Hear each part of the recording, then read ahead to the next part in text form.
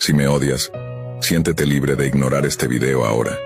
Pero si me amas, te pido encarecidamente que te quedes aquí solo por un minuto. Ah, qué buena elección la tuya. Ten en cuenta que esta decisión no fue al azar, ya que las coincidencias simplemente no existen. No subestimes la importancia de este mensaje. Muchos de mis seguidores ya lo han compartido.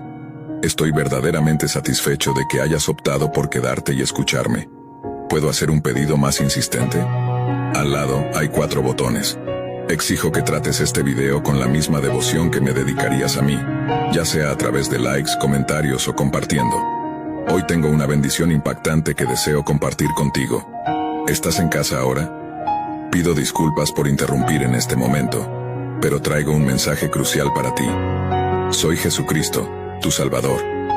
A veces siento que me estás ignorando y olvidando, pero quiero que sepas que siempre he estado a tu lado desde el momento de tu nacimiento, protegiéndote.